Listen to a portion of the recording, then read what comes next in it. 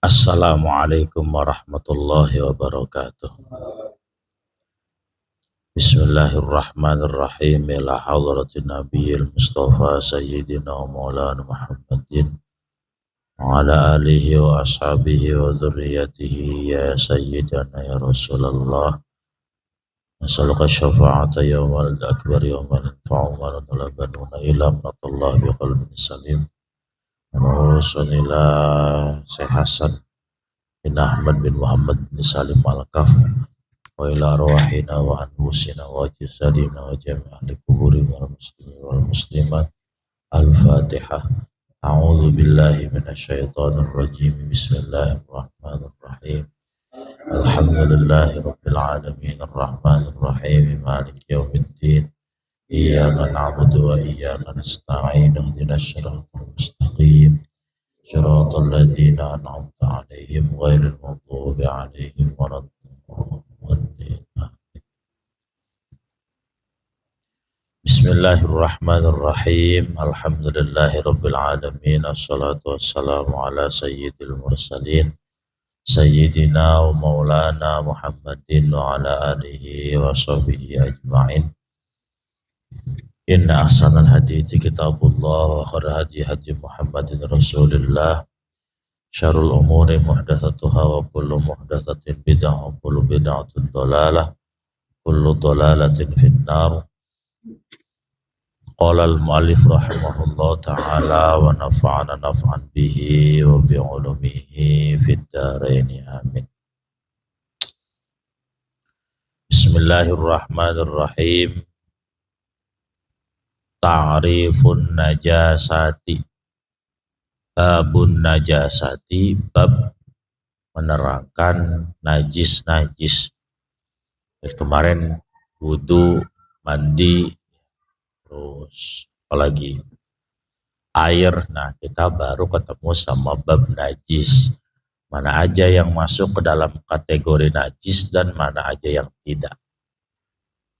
Maka sebelum kita mengkategorikan mana itu najis dan mana itu tidak, awalnya kita harus tahu dulu ta'rif atau definisi dari najis. Jangan sampai salah definisi. Kalau sampai salah definisi nanti salah kesimpulan. Nanti bisa jadi najis semua nyimpulinnya atau bisa jadi suci semua. Maka lugotan menurut bahasa kullu mustaqdzarin. Yang namanya najis bahasa, menurut bahasa itu segala sesuatu yang menjijikan. Semua yang menjijikan menurut bahasa itu dinamakan najis. Apapun itu, pokoknya kalau menjijikan najis. Orang makan lidah sapi, najis secara bahasa, bukan secara istilah. Karena kalau secara bahasa mah pokoknya jijik aja dikatain najis. Tapi pengertian bahasa ini tidak bisa menjadi kesimpulan untuk pengertian fikih. Hanya patokan awal saja untuk menyebutkan definisi yang lebih luas. Karena kenapa dikatakan menjijikan itu najis? Karena biasanya yang najis itu menjijikan. Kotoran air pipis, kotoran buang air besar, kotoran kambing, kotoran kucing, kotoran anjing, menjijikan semuanya. Ya. Darah menjijikan. Karena setiap yang najis itu biasanya menjijikan, maka para ulama menyimpulkan kata najis itu kalau segi bahasa diartikan dengan arti jijik. Syar'an. Nah, baru ini menurut pengertian syara'. Ta'rifun bil haddi, pertama pengertian dari definisi batasnya. Maka kullu mustaqdzarin yamna'u sihhata sholati haitsu la murakhiso syarh haitsu la murakhiso. Setiap yang menjijikan yang bisa mencegah terhadap sahnya sholat yang bukan termasuk dalam kategori keringanan, namanya najis. Akhirnya najis itu nanti ada kaitannya dengan urusan sholat.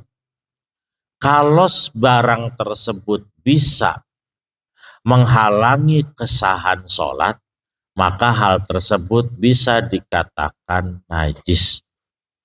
Kalau barang tersebut bisa menghalangi sahnya sholat. Najis ngantongin tai kucing di baju, sholat nggak sah. Sholat ada darahnya di bajunya, nggak sah. Sholat ada air pipisnya di bajunya, nggak sah. Walhasil najis itu kaitannya dengan urusan sholat. Walaupun nanti berkaitan dengan urusan konsumsi. Sesuatu yang najis itu secara umum haram dikonsumsi. Nggak boleh konsumsi air kencing, nggak boleh konsumsi kotoran, nggak boleh konsumsi darah, nggak boleh. Secara umum najis itu haram untuk dikonsumsi. Walaupun kaitan awalnya dengan kaitan urusan ibadah sholat. Tapi nanti pada kategori berikutnya najis itu bisa berpengaruh pada hal makanan atau minuman. Yamna'u sihhatas sholati, mencegah sahnya salat. Maksudnya apa? Kharaja bihi al-mustaqdzarul ladzi la yamna'u sihhatas sholati qalbu saqi wal mukhati fala yusamma najasatan syar'an. Ada yang menjijikan tapi tidak menjadikan sholat itu enggak sah. Apa contohnya? Ludah sama ingus. Ludah sama ingus jijik enggak, Mang? Jijik. Tapi apakah dia mencegah sahnya sholat? Orang bajunya nih, ngusap ingus, red. Ngusap lagi ingus, red. Apakah bajunya jadi najis? Enggak jadi najis. Kenapa? Karena dia mah sekalipun najis tapi tidak bisa mencegah sahnya sholat. Tapi ludah sama ingus itu sesuatu yang suci, nggak boleh dikonsumsi. Ingus sama ludah itu suci mang suci. Nggak najis nggak dia, tapi nggak boleh dikonsumsi. Berarti nggak boleh nelan ludah, boleh. Yang nggak boleh itu ludah udah jatuh ke ubin, ambil lagi ditelan. Nah itu nggak boleh. Ya. Ingus jatuh digelasin diminum, nggak boleh. Ya. Lidah orang lain, ludah orang lain, kemudian kita konsumsi juga nggak boleh. Yang boleh kita telan ludah diri kita sendiri yang masih ada di mulut. Kalau udah jatuh ke leher nggak boleh. Ya itu. Ya. Jadi apakah ludah sama ingus suci? Suci. Tapi boleh nggak dikonsumsi? Nggak boleh. Nah berarti ada rumus lagi. Tidak semua yang suci itu boleh dikonsumsi. Kita hanya boleh mengkonsumsi yang suci, tapi tidak semua yang suci boleh dikonsumsi. Semen, suci apa najis, Bang? Semen. Suci, boleh diaduk, dikolek, nggak boleh. Ya, jadi gitu. Kita belajar mengambil kesimpulan dari pernyataan ulama-ulama fikih. Ingus, ludah tidak dikatakan najis, makanya dia tidak bisa menjadikan sholat itu enggak sah. Ada orang bersin kemudian kena ingus, enggak jadi masalah, enggak jadi enggak sah sholat. Haitsula murakhiso, ada lagi apa yang tidak di makfu, yang tidak diampuni. Kharaja bihi al-ma'fuwati kaqalilid dami wan najasatil lati la yudrikuha at-tarfu fasyari'u rakhasa fiha ay afa anha. Ada najis yang tidak di makfu namanya, yang tidak dimakfu. Yang dimakfu apa? Ini makanya rada keder nih. Darah itu najis. Sedikit iya najis. Banyak najis, sedikit najis. Air kencing, banyak najis, sedikit najis. Kotoran hewan, banyak najis, sedikit najis. Tapi ada yang najisnya itu namanya dimakfu. Baju kita sholat ada darahnya dikit doang, dikit doang, dikit doang. Maka itu hukumnya tetap najis. Tapi dipakai sholat boleh nggak? Boleh. Namanya najis makfu. Bukan nggak najis, bukan. Tetap najis. Hanya makfu. Tangan kita tiba-tiba luka. Cret. Dikit doang darahnya. Najis nggak? Najis. Tapi makfu. Lanjutin nggak sholatnya? Lanjutin. Tapi setelah sholat cuci. Tuh. Itu namanya najis makfu. Ya. Bukan berarti nggak najis. Tetap najis. Hanya saja najisnya kategorinya kategori dimakfu. Nah, kalau yang pertama tadi kayak menjijikan tapi malah enggak najis. Yang berikutnya kayak enggak najis tapi ternyata tetap najis. Apa contohnya? Darah yang sedikit. Atau wan najasatil lati la yudrikuha at-tarfu. Najis yang tidak bisa kelihatan oleh mata. Itu dimakfu hukumnya. Maka kalau buat nentuin najis mah begini. Malam yatahaqqaq najasatuhu fahuwa thahirun. Saya udah pernah bilang ini kalau nggak salah di sini. Sesuatu yang tidak jelas najisnya itu suci. Ini kain najis tak kagak ya? Pernah kencing kurang tuntas gak ya nih pakai kain ini? Pernah keberakan kucing gak ya? Pernah kecipratan air comberan gak ya? Kayak enggak. Dilihat kainnya nggak ada tainya, nggak ada air kencingnya, nggak ada air comberan dicium. Enggak, emang nggak boleh najis. Suci berarti. Najis itu bisa jadi najis yakin kalau kelihatan. Atau enggak kelihatan sebelumnya kelihatan. Oh, ini tadi kucing kencing di sini. Nih, tadinya mah ada airnya. Udah 3 hari kering, udah di sini yakin. Itu tetap najis sekalipun enggak kelihatan karena sebelumnya kelihatan. Ya. Awas, hati-hati urusan najis. Kadang-kadang pada ngelalawora. Wah, udah kagak najis. Kebalikannya, najis ini mah najis padahal enggak najis. Makanya kalau kita tahu nanti bisa menyimpulkan mana yang termasuk najis, mana yang termasuk tidak najis. Ta'rifu bil addi. Ada pengertian najis dari jumlah. Mana aja yang najis itu. Pertama, najis itu cairan yang memabukkan. Najis. Ini kita bicara umum dulu. Minuman keras, najis. Karena memabukkan. Yang kedua, khinzir. Babi. Babi itu najis. Apanya yang najis? Seluruh tubuhnya. Kalau babi. Wal kalbu, anjing. Anjing itu najis. Mananya yang najis? Seluruh tubuhnya. Kalau kita ngegendong anjing, najis. Kita ngegendong babi, sholat, nggak boleh. Ya, orang sholat ngegendong babi, nggak boleh. Ya. Kalau orang sholat ngantongin kecoa, hidup. Kecoanya hidup ya, kecoanya hidup, nggak apa-apa. Selama tuh kecoa belum mati, nggak jadi masalah. Asal dia kagak kencing sama berak. Nyamuk najis enggak? Enggak najis nyamuk mah. Selama dia hidup.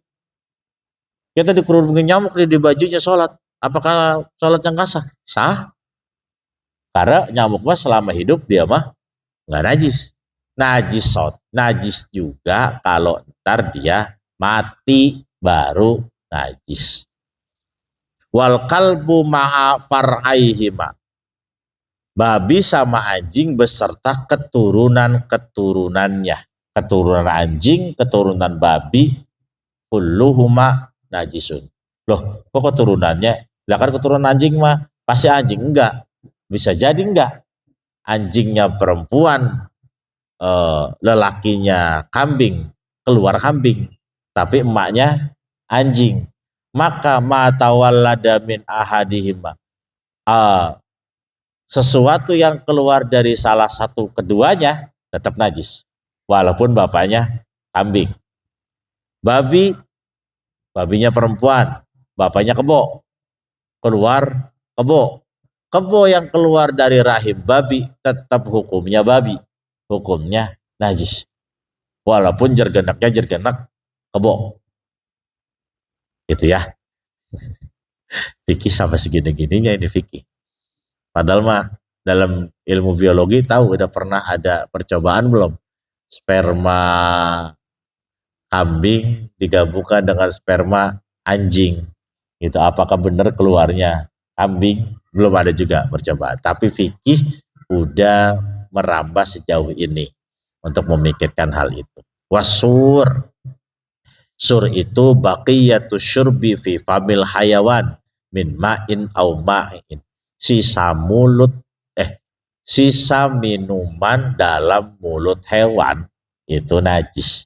Sisa minum dalam mulut hewan, baik itu berupa air ataupun berupa cairan air putih maupun cairan yang berupa cairan lah pokoknya. Kambing netes air ludahnya najis enggak? Najis. Ya, netes najis. Udah itu ya. Tapi bukan najis kayak anjing, bukan. Dia mah najisnya cukup di apa namanya? Disiram udah beres, enggak kayak anjing yang kudu berkali-kali.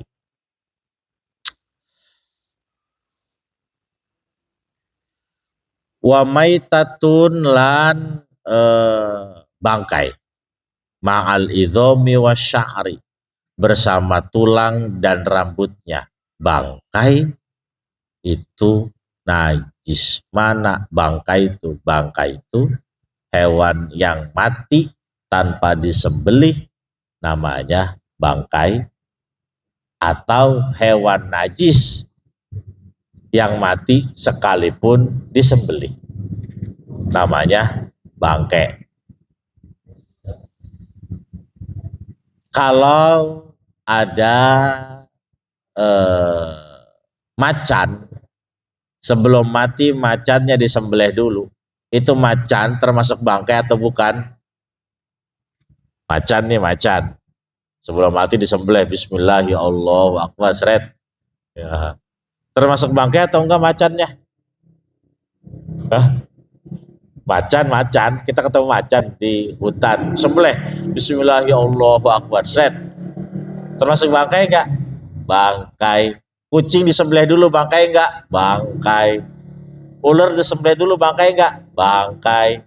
Semua yang mati dari hewan yang haram dimakan dagingnya, walaupun matinya disembelih dulu, hukumnya tetap bangkai. Kecuali hewan halal. Kalau hewan halal matinya disembelih, maka seluruhnya suci, kecuali darahnya. Seluruhnya itu apa? Ya bulunya suci. Kayak orang habis potong korban nih, potong korban kemudian ada bulu-bulunya nempel, bagaimana? Tergantung nempelnya bagaimana dulu bulunya. Nanti ada pertanyaan lanjutan terkait bulu-bulu hewan. Yang jelas kalau kambing, sapi, ayam kita sembelih dulu, maka itu bukan termasuk bangkai. Boleh makan bulunya. Boleh makan bulunya. Hah? Boleh makan bulu kambing. Boleh kalau doyan mah. Iya, boleh. Ya, emang makan kulit kambing kagak ada bulu-buluannya? Ada. Makan pala kambing emang kagak ada bulu-bulunya? Ada. Ya, kalau kagak batuk mah silakan aja. Ya. tulangnya, rambutnya termasuk najis. Bangkai ya, bangkai, bukan hewan halal yang mati disembelih, bukan. Ada kucing, kemudian kucing itu mati, tersisa tinggal tulangnya doang. Tulangnya kita pegang, kantongin, berarti kita bawa najis. Ada kucing hidup terus mati, ada bulunya nempel di kita gotong nih, bulunya nempel di tangan kita, najis bulunya. Ya, setulangnya sebulunya. Wasufi, begitupun bulu halusnya. Yang halus-halus juga sama najis. Tapi nanti akan ada yang dimafu, La makulata, yang tidak bisa dimakan dagingnya. Walal basyaro, dan juga manusia mah tidak masuk ke dalam kategori bangkai. Makanya ada pendapat begini nih Pak nih, ada pendapat begini. Kita tidak boleh, ini pendapat ya, saya nggak nyalahin. Kita nggak boleh kalau nyolatin jenazah itu pakai maitati, nggak boleh. Usolli ala hadhi, kalau perempuan, jenazahnya perempuan. Usolli ala hadhil maitati, nggak boleh. Karena maitah itu artinya bangkai. Jadi gimana kalau jenazahnya perempuan? Usolli ala hadhil mayyiti, udah tetap aja mayit. Jangan maitati. Ini satu pendapat. Laki-laki atau perempuan sebutannya tetap mayyiti. Karena manusia mah bukan maitah, bukan bangkai. Atau kalau mau simpel, usolli ala hadhil janazah, beres. Ya, enak ya, jenazah aja. Usolli ala hadzal janazah. Namanya juga sholat jenazah. Jadi manusia bisa dikatakan bangkai nggak? Telah ditemukan bangkai manusia, nggak bisa. Manusia mah nggak boleh disebutkan bangkai karena manusia mah suci. Tuh, masa ada manusia najis ya, jangan. Wadamu darah, nggak boleh juga. Wal qai'u muntahan. Ya, wal qai'u wa kullu ma dhahara minas sabilaini siwa aslil bashar, dan sesuatu yang keluar dari dua jalan, dari kubul ataupun dubur kecuali sperma, itu najis. Keluar dari dubur, keluar dari kubul, keluarnya apa? Keluarnya sirup marjan, najis. Keluar dari kubur, keluarnya apa? Nata de koko, najis. Keluar dari perut, dari dubur ini mah pas bareng sama buang air besar, keluarnya bala-bala, najis. Ya, yang gak najis itu apa? Keluarnya logam. Ada bocah ketelak logam, telak duit cepean, keluar duit cepean lagi, najis enggak? Beda namanya, mutanajis itu. Dicuci aja logamnya, udah boleh dipakai lagi. Makanya boleh kita minum apa? Kopi luwak. Tuh, makanya boleh kita minum kopi luwak, itu pendapat ulama. Kenapa? Karena cuma lewat doang kopi luwak mah, tidak masuk ke dalam sistem pencernaan. Jadi itu luwak makan biji, keluar biji. Ya, kopi luwak dari mana, Bang? Kopi luwak. Ya, dari luwak kan. Kopi luwak yang asli, bukan kopi luwak yang sasetan, itu apa kopi luwak. Kopi luwak yang asli itu dari biji luwak, dari kotoran dari luwak. Tapi kenapa ada ulama mengatakan halal? Karena emang itu mah nggak masuk proses pencernaan, nggak diolah maksudnya. Masuk biji, keluar biji lagi. Ya kita juga kalau misalnya kita nelen galon, keluar galon, ya mutanajis doang galonnya, nggak sampai najis, mutanajis karena tidak bisa diolah oleh tubuh. Baru ini penjelasan secara terpelincinya. Masailu min babin najasati. Masalah-masalah dalam bab najis. Yang pertama, al-khomru wan nabidhu. Ada yang namanya khomer, ada yang namanya nabidh. Dua-duanya artinya hampir sama. Bahasa kitanya ciuk, minuman keras, miras, bir. Kilahuma muskirun wa najisun. Homer bir dan nabid bir nabid, keduanya memabukkan dan hukumnya najis. Ada orang nih, Mang, minum homer, nyiprat ke baju kita, maka baju kita mutanajis, terkena najis. Ya. Apa bedanya homer dan nabid? Annal khomro mattukhidha min asiril inabi. Kalau khomer dibuatnya dari perasan anggur. Kalau khomer dibuatnya dari perasan anggur. Kalau nabid mattukhidha min ghairi asiril inabi. Kalau nabid mah khomer yang dibuat bukan dari perasan anggur. Ada yang selain dari perasan anggur, ada apel ya, apalagi kira-kira ada ya, kayak ciu-ciu gitu tuh, ciu murah-murah yang 5.000 seliter ya, yang 5.000 seliter itu kayak bukan dari anggur, kayak nggak tahu dari apa itu. Nah itu bisa jadi namanya nabid.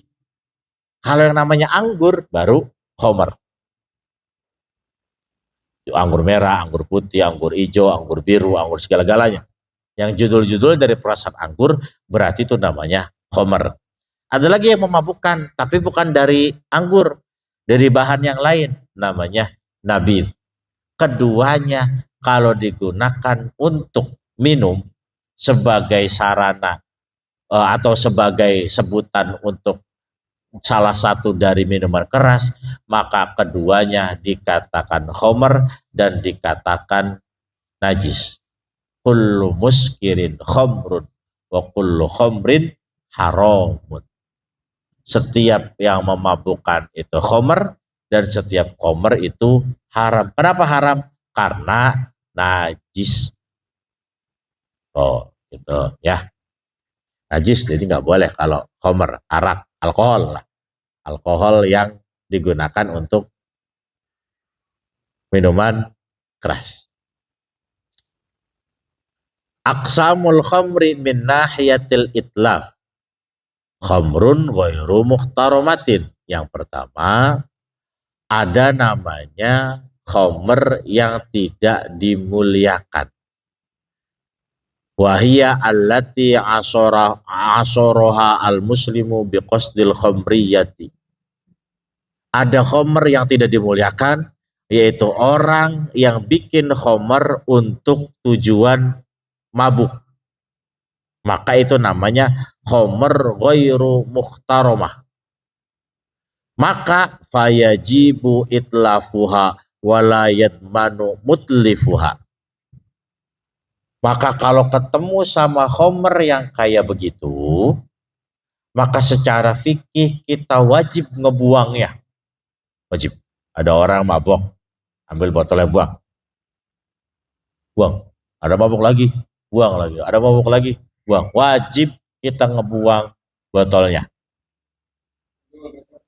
Walayat mano mutlifuha, dan tidak kena hukum untuk mengganti botolnya. Ketika didenda nih, kamu sudah merugikan saya karena air minuman keras saya dibuang oleh kamu.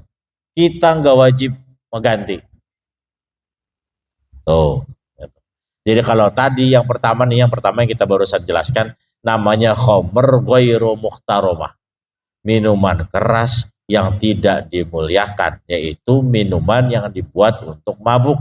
Wajib ngebuang. Kalau kita udah dibuang, kita nggak kena hukum untuk mengganti rugi orang tersebut.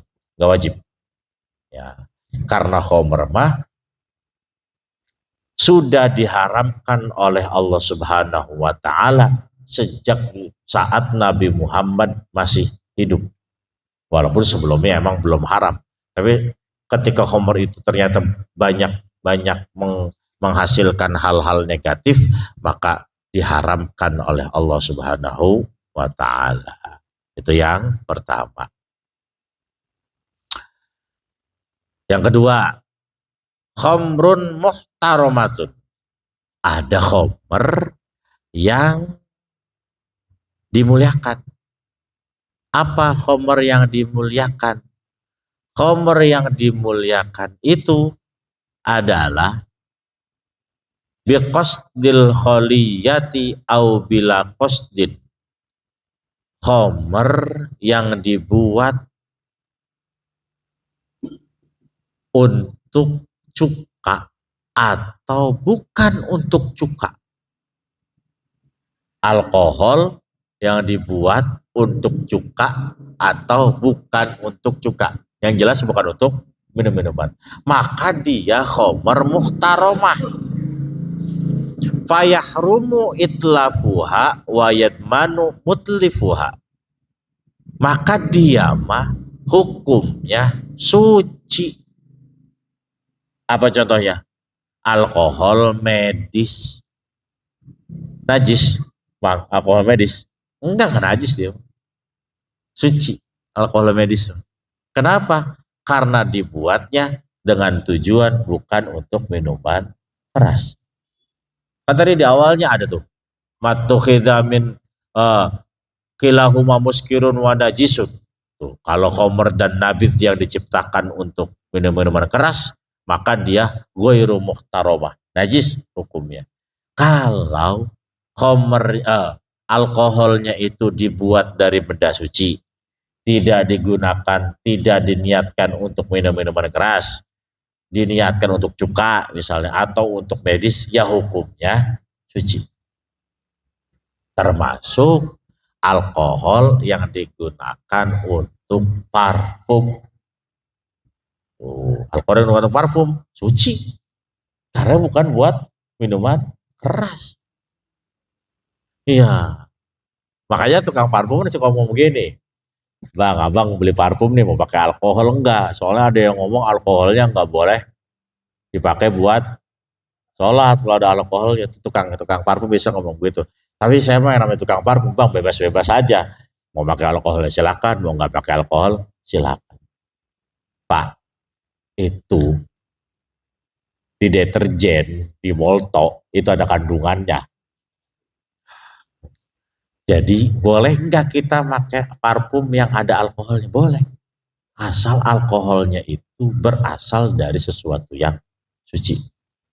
Bukan dari sesuatu yang najis. Kan alkoholnya sekarang mah bukan alkohol nabati, bukan alkohol hewani, bukan, tapi alkoholnya alkohol kimiawi, cairan-cairan kimia buat campuran parfum biar parfum itu wanginya lebih keluar, biar parfum itu wanginya lebih awet. Maka boleh atau tidak menggunakan parfum beralkohol saat sholat? Nggak boleh. Iya, kalau saat sholat nggak boleh, makanya sebelum sholat. Sebelum sholat. Saat sholat nggak boleh. Ya, boleh silakan pakai parfum untuk sholat, untuk ngaji yang ada alkoholnya. Yang beli di Alfa, Indomart, no, Gatsby, apalagi Casablanca, Axe dan seterusnya. Boleh. Ya, enggak lah, saya mau pakai yang ini aja, malaikat subuh. Ya, malaikat subuh, malaikat Jabaniyah, malaikat Israel. Oh, silakan memakai yang itu juga nggak apa-apa. Ya, karena sekarang variasi wangi juga sudah berubah. Karena konon-konon sejarah alkohol itu dibuat oleh seseorang, sejarah parfum itu dibuat oleh orang yang berasal dari keluarga sangat miskin, yang saat kecil bayinya itu lahiran di pasar dan bayinya itu dibuang di dekat pembuangan bangkai ikan di pasar. Saking tuh anak kecil pekanya sama bau, akhirnya dibikin bau-bauan alkohol dari jenazah manusia. Awalnya begitu konon, tapi nggak tahu benar atau enggak. Tapi yang jelas parfum itu sudah ada sejak zaman Nabi Muhammad juga sudah ada. Seperti Ja'faron, Misik, walaupun masih masih bau-bau zaman dahulu, nggak zaman sekarang. Ya harusnya kita zaman sekarang upgrade dong baunya. Jangan bau-bau nyong-nyong lagi, bau-bau ini lagi, bau itu. Ya dicium sama anak muda. Aduh, aduh, baunya rada-rada nyengat. Kan udah kalau lewat baunya, ini umurnya 55 tahun. Seret, ini 40 tahun. Seret, ini 30 tahun. Seret, ini 20. Kan bisa dari aromanya bisa kecium. Ya kalau yang udah dekat-dekat ya kan aromanya udah aroma-aroma ini tukang minyak wangi yang ono yang zaman-zaman dulu ya. Yang sebotol 30.000, 35.000 gitu ya. Saya mah dari dulu pakai parfum itu yang beralkohol. Campur alkohol enggak? Campur aja, enggak apa-apa. Selama alkoholnya tidak diciptakan untuk diminum. Terus ada yang pernah debat ngomong, kan itu alkohol, najis. Najisnya dari mana? Kalau kita mau mengatakan dari Al-Quran, innamal khamru wal azlam rijsum min amali syaiton. Rijsun itu najis qalbi. Najis yang ada di hati, bukan najis zohir. Ya, ya. Tapi saya tidak mau memaksakan pendapat. Sok bagi yang mengatakan bahwa nggak boleh. Masjid ini mah kata Pak Eka, masjid ini mah pokoknya nggak boleh pakai minyak wangi yang beralkohol. Iya, udah silakan, nggak apa-apa. Ya. Tapi ketika ada orang pakai parfum yang mereknya Casablanca, Axe dan seterusnya, lu dipakai buat sholat, jangan disalahin, biarin. Berarti dia dalilnya lebih banyak. Tuh, udah biarin aja, jangan disalahin. Saya juga pakai parfum-parfum yang begituan kok, nggak jadi masalah juga. Nggak jadi kafir, nggak jadi kafir. Nggak jadi pindah agama, nggak jadi pindah agama. Biasa aja. Hal-hal semacam itu jangan kemudian jadi perdebatan, bahaya. Kalau jadi perdebatan, ya, yang udah pasti najis mah, yang udah pasti haram mah, ya ciu. Nah itu udah pasti najis sudah. Udah dibotol-botolin, no, udah ada mereknya. Itu udah pasti najis. Kalau yang di botol-botol buat disemprot-semprot mah, itu mah masih perbedaan pendapat. Maka kalau ada orang yang ngebuang khomer yang muhtaromah, khomer yang dimuliakan tadi, maka dia wajib mengganti. Cuka dibuang, nggak wajib ganti. Cuka, emang cuka dari mana? Sama konon, sama prosesnya seperti hendak membuat khomer. Makanya kalau bagi yang suka, bagi yang pernah minum minuman khomer mah, asam-asam cuka ya nggak jauh sama asam-asam khomer katanya. Allah alam saya belum pernah dan nggak mau pernah nyoba. Walau katanya begitu katanya.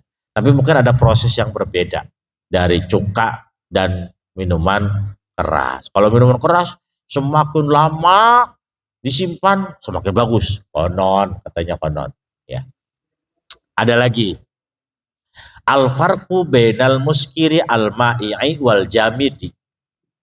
Apa perbedaan apa perbedaan memabukkan antara yang memabukkan itu benda cair dan yang memabukkan itu benda padat atau benda keras? Ya, yang cair nih, al-ma'i'u yang cair, yahrumu tanawuluhu wa huwa najisun wa yamna'u sihhatas sholati.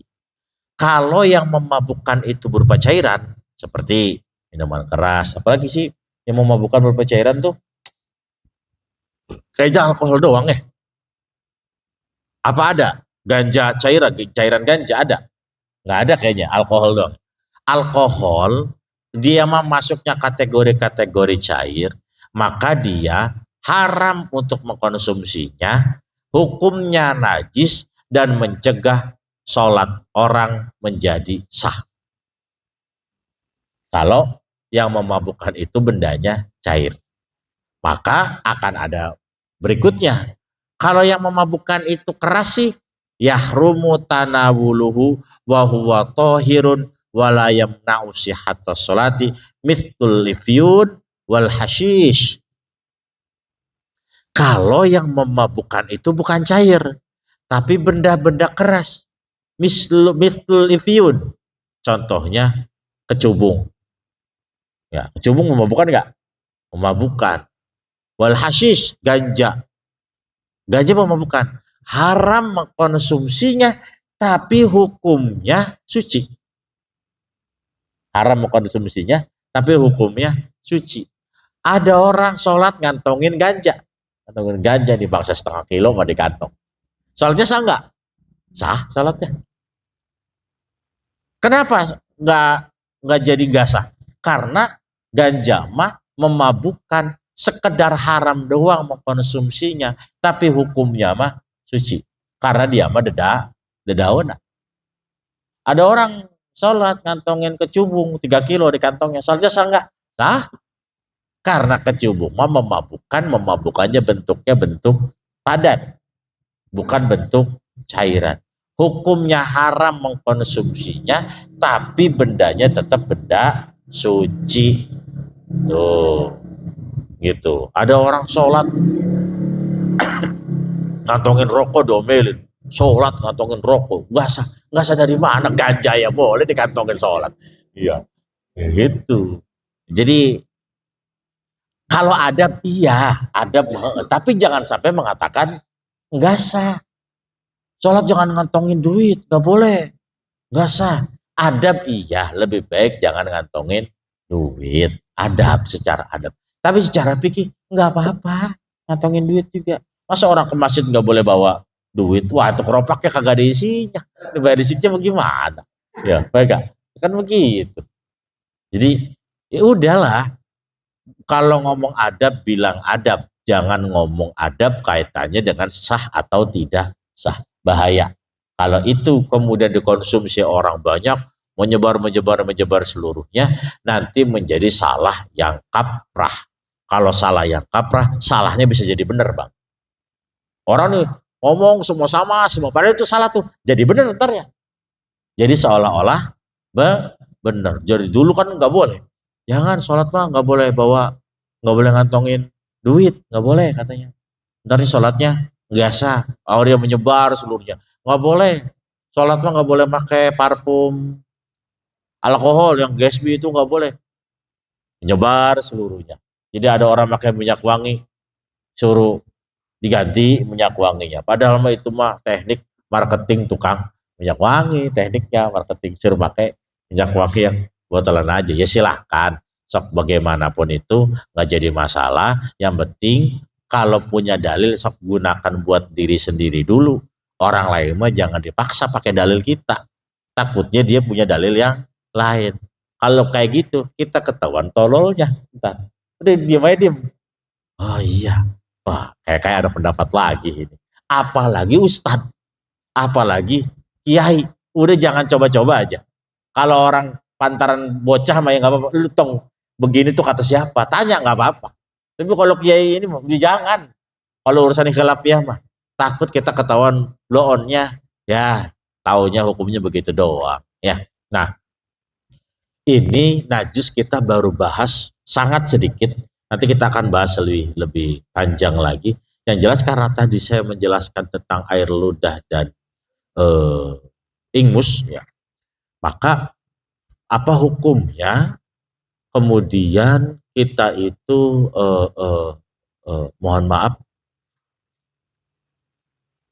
ketika bermesraan dengan pasangan, kemudian harus tercampur air liurnya, maka dalam kitab Tosheh yang begitu boleh, selama niatnya bukan niat untuk tanawul, untuk konsumsi, hanya niat untuk kelezatan, kenikmatan percintaan saja, bukan untuk konsumsi. Jangan sampai saya bilang tadi, waduh berarti gue selama ini minum air ludah orang lain nih, bini sendiri. Itu mah nggak apa-apa. Yang penting bukan niatan untuk dikonsumsi. Air ludahnya bini digelasin, tulis tempayan terus direbus baru itu nggak boleh ya. Nanti kita akan bahas lebih panjang lagi karena kalau ini saya lanjutkan nih terus dipotong entarnya eh, eh, nyambungin laginya rada ribet ya. Jadi awalnya dulu yang dibahas secara umum itu yang najis, yang memabukkan, yang cair, memabukkan yang cair. Babi, anjing, yang lahir dari anjing maupun yang lahir dari babi, kemudian sisa minuman yang ada di mulut hewan, kemudian bangkai, baik tulangnya maupun rambutnya maupun bulu halusnya. Kemudian manusia bukan termasuk bangkai. Yang najis lagi darah, yang najis lagi muntah. Muntahan itu najis. Ya, muntahan najis. Jangan sampai muntahan itu dianggap enggak najis. Najis. Di mana najisnya? Ya, kalau nempel di baju. Kalau masih di perut mah, muntahan masih di perut, najis enggak? Enggak najis, gimana mau najis orang belum. Yang di mulut sisa di mulut, kumur. Kumur. Kalau orang habis muntah, kumur dulu, baru kemudian minum. Jangan habis muntah langsung minum, berarti nelen sisa muntahan. Dan yang berikutnya yang najis itu yang keluar dari dua jalan kecuali sperma. Al-maitatu wallahu a'lam bishawab wa ilaihil marji' wal ma'ab. Al-Fatihah. A'udzu billahi minasyaitonir rajim. Bismillahirrahmanirrahim. Alhamdulillahirabbil alamin arrahmanir rahim maliki yaumiddin. Iyyaka na'budu wa iyyaka nasta'in ihdinas siratal mustaqim. Shiratal ladzina an'amta 'alaihim ghairil maghdubi 'alaihim waladdallin. Amin ya Allah ya rabbal alamin. Alhamdulillahi rabbil alamin wa sallallahu ala sayyidina Muhammad wa ala ali sayyidina Muhammad. Allahumma ighfir lana dhunubana wa liwalidina warhamhum kama rabbawna shighara wa li jami'il muslimina wal muslimat wal mu'minina wal mu'minat al ahya'i minhum wal amwat innaka sami'un qaribun mujibud da'wat wa ya qadiyal hajat. Allahumma ighfir lana dhunubana wa kaffir 'anna sayyi'atina wa tawaffana ma'al abrar. Rabbana auzi'na an nashkura ni'mataka allati an'amta 'alaina wa 'ala walidayna wa an na'mala shalihan tardahu bi rahmatika ya arhamar rahimin. Rabbana atina fid dunya hasanah wa fil akhirati hasanah wa qina adzabannar. Sallallahu ala sayyidina Muhammadin. Alhamdulillahi rabbil alamin. Allahul muwaffiq ila aqwamit thoriq. Assalamualaikum warahmatullahi wabarakatuh.